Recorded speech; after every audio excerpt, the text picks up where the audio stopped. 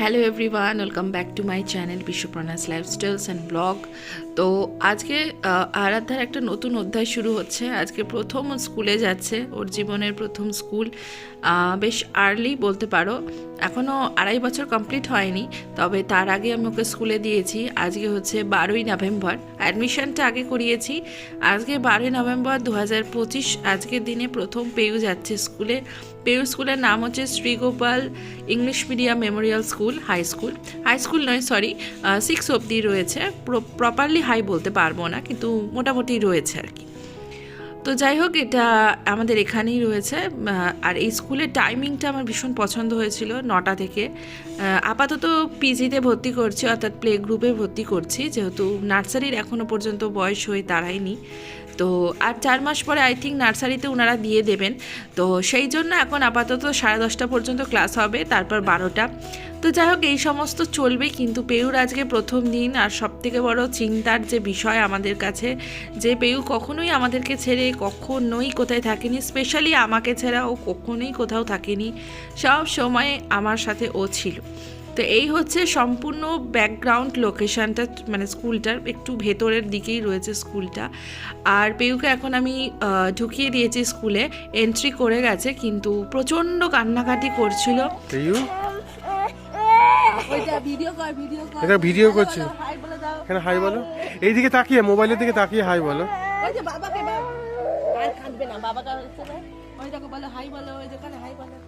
এইদিকে তাকাও, আমি এদিকে আছি, তুমি ঘুরে যাও।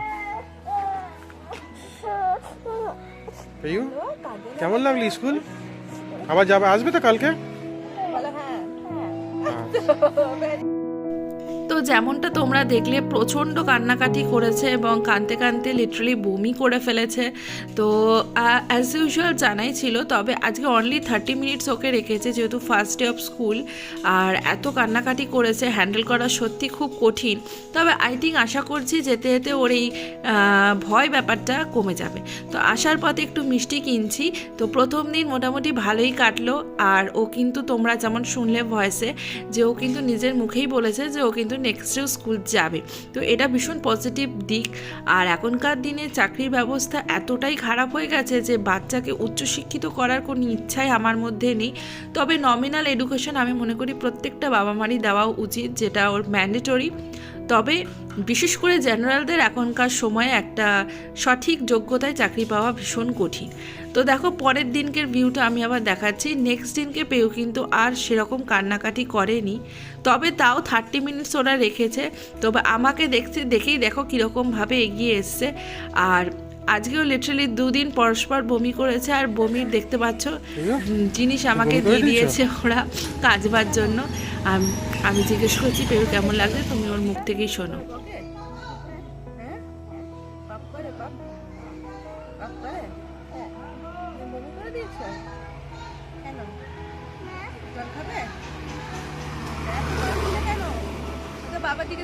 আমার দিকে তাকাও পেয়ু।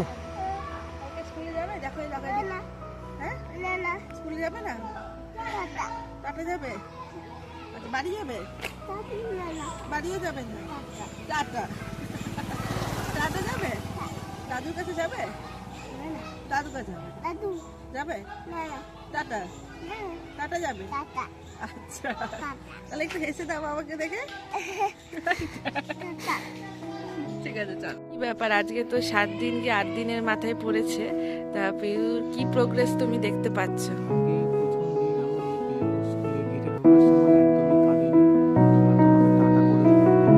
হ্যাঁ, আর এখন প্রায় কতক্ষণ হলো ওইটা দেখো,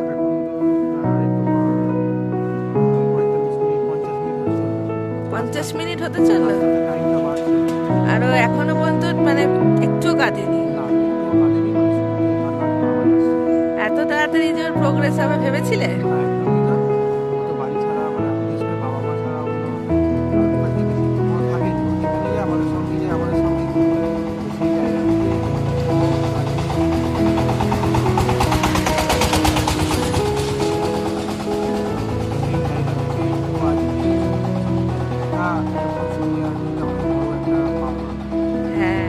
যে বন্ধু ছিল সে বলছে কতক্ষণ, যে প্রায় 1 মাস 2 মাস ধরে কেঁদে তারপর ঠিক হয়েছে। আর বিউর অতটা বয়স না, কতটা বয়স বলে দাও? এই বয়সে এখন 2 বছর 5 মাস 6 মাসের পুরো। 2.5 বছরও হয়নি সে। অ্যাডজাস্টেবল, তার সঙ্গে সঙ্গে ব্যাপারটা বুঝে যায়, খুব তাড়াতাড়ি অ্যাডাপ্ট করে যায়। আর বিউকে কিছু বলতে চাও যখন বড় হয়ে বিউ দেখবে ভিডিওটা? দেখো, তোমার বাবা মা স্কুলের নিচেই দাঁড়িয়েছিল, তোমার বাবা মা তোমাকে ছেড়ে যায়নি, বাবা মা নিচেই আছে। আর তুমি খুব তাড়াতাড়ি প্রোগ্রেস করেছো। একদম।